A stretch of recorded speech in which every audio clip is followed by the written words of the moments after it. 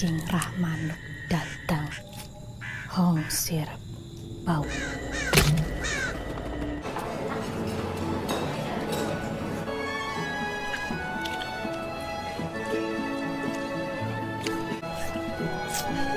Cerita ini berlatar tahun 2008, di sebuah kota kecil di Pulau Jawa.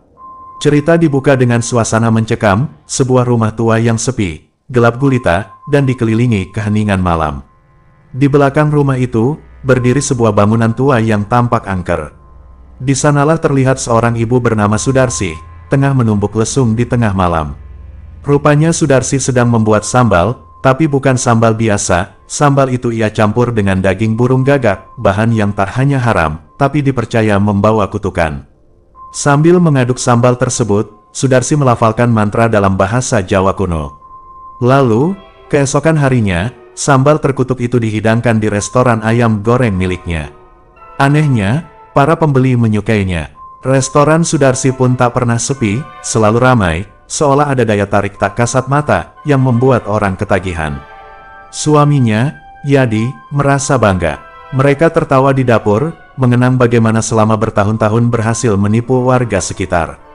Namun malam itu, terjadi sesuatu. Saat Sudarsi memotong buah naga, seekor burung gagak tiba-tiba masuk lewat jendela. Ia langsung terdiam. Baginya, itu pertanda kematian akan datang, dan korban berikutnya adalah orang serumah. Tak lama, Sudarsi mendengar bisikan halus, bisikan gaib yang menyuruhnya melenyapkan suaminya sendiri. Matanya kosong, tubuhnya seperti dikendalikan sesuatu. Ia perlahan mendekati Yadi, namun saat hendak bertindak semua itu ternyata hanya halusinasi. Sudarsi jatuh terduduk, menahan rasa takut pada pikirannya sendiri. Ia lalu berdiri di depan cermin besar di ruang tengah. Tatapan matanya seperti orang lain. Yadi yang khawatir mencoba menenangkannya.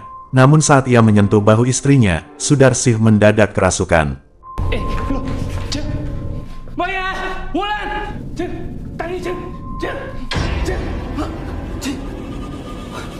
Tubuhnya melengkung dalam posisi kayang, dan dari mulutnya keluar suara dalam bahasa Jawa kuno yang tak bisa dimengerti.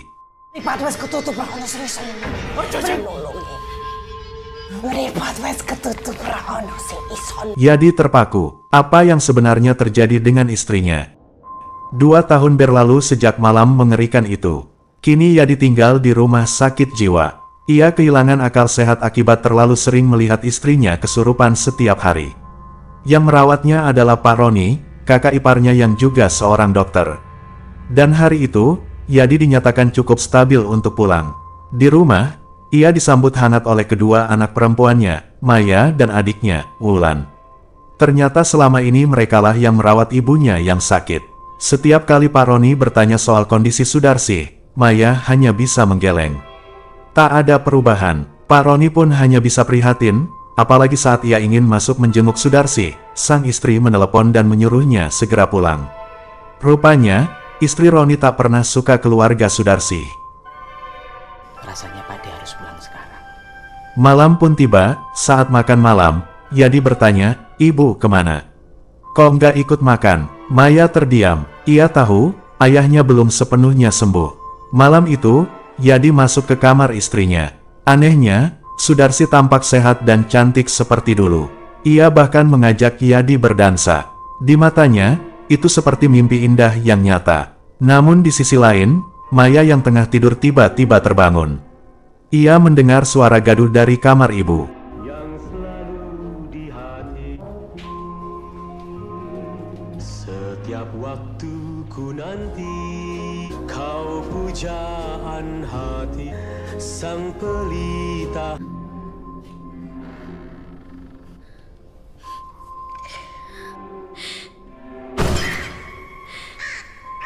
Seekor burung gagak menabrak kaca rumah, pertanda maut telah datang. Dan benar saja, dari jendela, Maya melihat sang ayah berdiri di halaman. Tiba-tiba Yadi berlari, dan membenturkan batok kelapanya ke sebuah benda. Bapak? Bapak? Bapak? Bapak? Keesokan harinya, setelah pemakaman, 3 saudara Sudarsi datang, Bambang, Sucipto, dan Sumarni. Namun kedatangan mereka bukan sekadar berbelasungkawa. Mereka menyarankan Maya untuk menjual rumah warisan ini, demi biaya pengobatan sang ibu. Terlebih lagi lahan ini bukan milik Sudarsi sepenuhnya, melainkan milik kakeknya, warisan turun-temurun. Tapi Maya menolak, karena ibunya masih hidup. Meski sakit, ia tetap ibunya.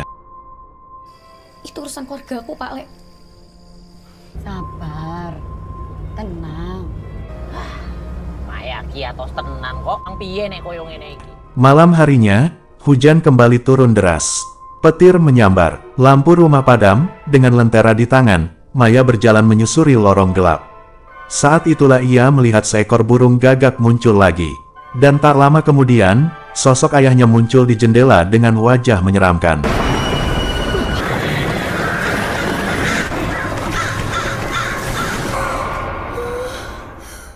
Keesokan pagi, Maya menjual barang-barang bekas di gudang.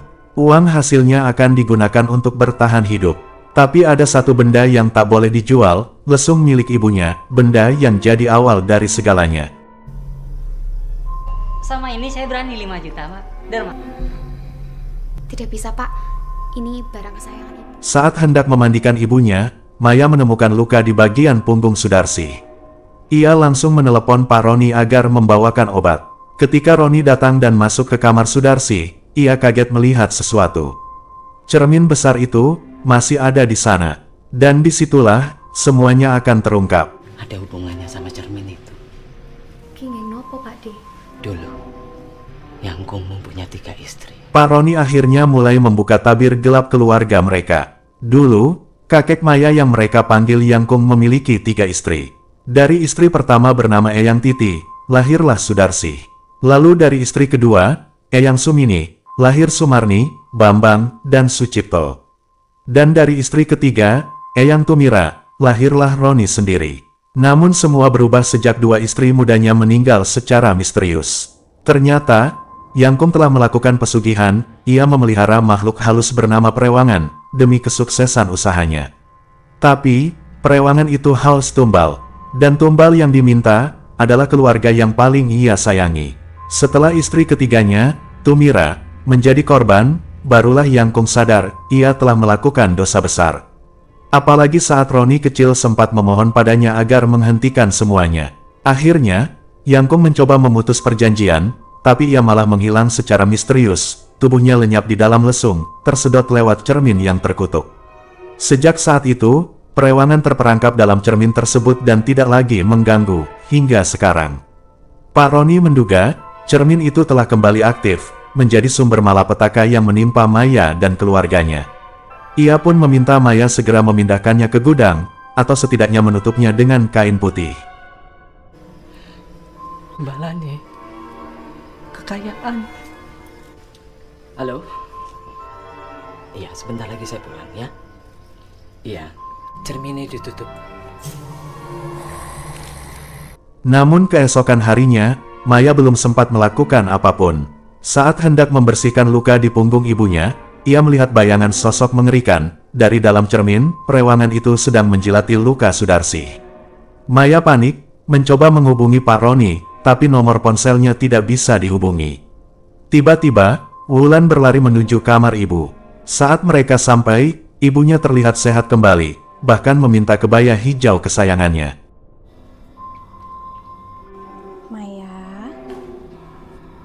Jupukno kebayane ibu.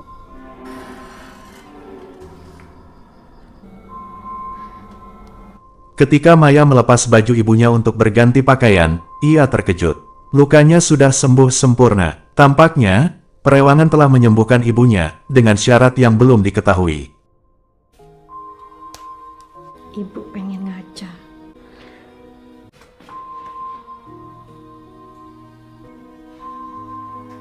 Sementara itu, jauh di tempat lain, Pak Roni tiba-tiba seperti kerasukan. Ia berjalan tanpa arah, dan dicium kereta api saat berdiri di atas rel. Istri Pak Roni marah, menyalahkan Maya karena telah menyeret suaminya dalam masalah keluarga mereka. Gara-gara kalian, suamiku mati. Mati kalian semua. Setelah melayat, ketiga saudara Sudarsi, Sumarni, Bambang, dan Sucipto mulai khawatir. Mereka percaya, perewangan telah kembali aktif. Bahkan mobil yang mereka tumpangi nyaris mengalami kecelakaan. Karena takut, Bambang dan Sucipto kembali ke rumah Maya diam-diam, dan mengubur jimat penangkal di halaman, berharap itu bisa menghentikan makhluk jahat itu. Namun sayangnya, perewangan tidak akan membiarkan siapapun yang menghalangi niatnya. Malam itu, Bambang dan Sucipto meninggal secara misterius.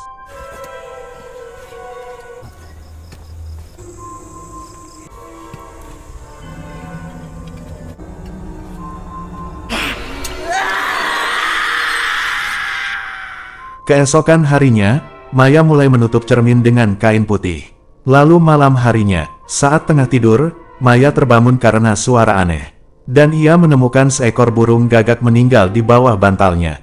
Maya yang ketakutan, langsung menuju kamar ibunya. Tapi cermin itu, sudah terbuka kembali.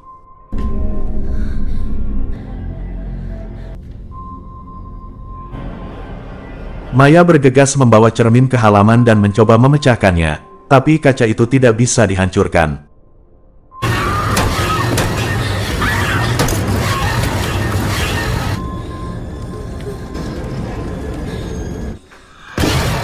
Keesokan harinya, cermin itu telah kembali ke kamar ibunya, seolah tidak pernah dipindahkan. Sudarsi meminta Maya kembali menggantikan pakaiannya dengan kebaya hijau. Tapi kali ini, saat Maya membuka pakaiannya, ia melihat kulit punggung ibunya berubah menjadi sisik hijau mengerikan. Mati kowe.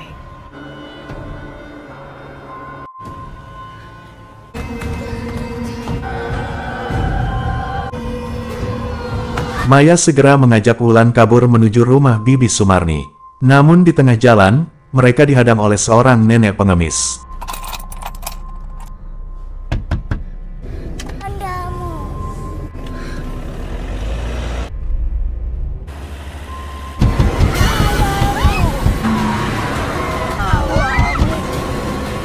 Sesampainya di rumah Bibi, mereka disambut dan dipersilakan masuk. Ternyata si Bibi sudah tahu apa yang terjadi. Ia mengatakan, ibumu telah meneruskan pesugihan Yangkung demi restoran ayam goreng itu. Tapi bedanya, Sudarsi tidak memberi tumbal yang diminta, dan akibatnya, kini dia sepenuhnya dikuasai oleh perewangan itu. Dia sudah dikuasai perewangan. Kecurigaanku timbul ketika melihat rumah makan Sudarsi berkembang dengan pesat. Cermin laknat itu seharusnya dibuang ke Laut Selatan. Bibi Sumarni menyuruh Maya membasuh tubuh ibunya dengan air dari pantai selatan, lalu melenyapkan jasadnya sebelum semuanya terlambat. Sesampainya di rumah, Maya menyuruh Wulan menunggu di mobil. Ia masuk sendiri membawa air laut. Awalnya berhasil, tubuh ibunya bereaksi saat disiram air. Tapi ketika Maya menengok keluar jendela, ia melihat Wulan berjalan menuju gudang, bersama sosok perewangan yang menyamar sebagai Pak Roni.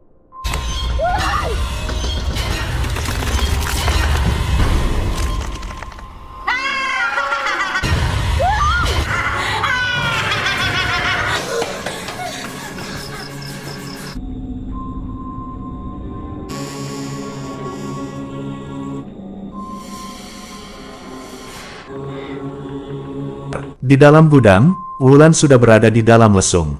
Di sekelilingnya ada Sudarsi dan Yangkung dengan wajah yang sangat mengerikan. Saat Sudarsi hendak menumbuk adiknya, Maya mencoba menghentikannya, tapi Yangkung malah menyuruh Maya mencium tangannya, sebagai syarat penyelamatan.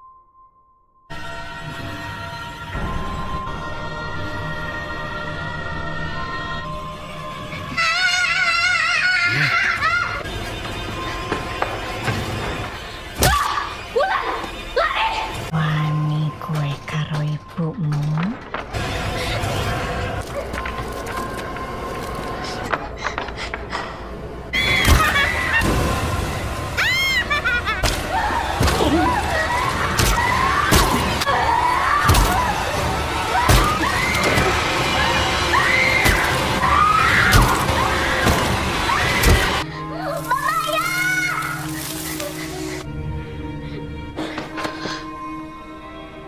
Maya dan Wulan berhasil kabur dan kembali ke mobil. Namun Maya sadar, cermin itu belum dihancurkan. Ia pun masuk kembali ke rumah. Dan di sanalah, perewangan merasuki ibunya lalu menyerang Maya hingga pingsan.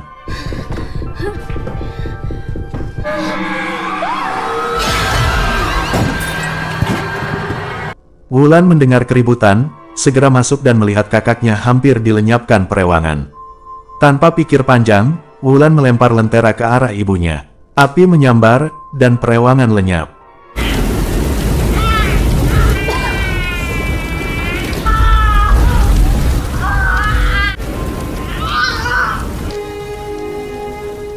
Keesokan harinya, Maya dan Wulan membuang cermin itu ke laut selatan. Mereka pun berjanji akan menjaga satu sama lain. Namun ketika Wulan bangun dari tidurnya, tiba-tiba ia melihat Maya sedang dirasuki perewangan, bahkan memakan burung gagak. Hal ini berarti sosok iblis tersebut belum sepenuhnya musnah, malah berpindah ke dalam tubuh Maya. Dan tahukah kalian, kapan semuanya bermula? Saat Maya mencium tangan Yang Kung di gudang. Itulah momen di mana kekuatan perewangan berpindah ke dirinya. Sejak saat itu, Maya adalah pewaris baru kekuatan hitam tersebut. Dan setiap kali kekuatan itu berpindah, majikan lamanya akan musnah. Kini, Maya adalah pemilik baru cermin terkutuk itu.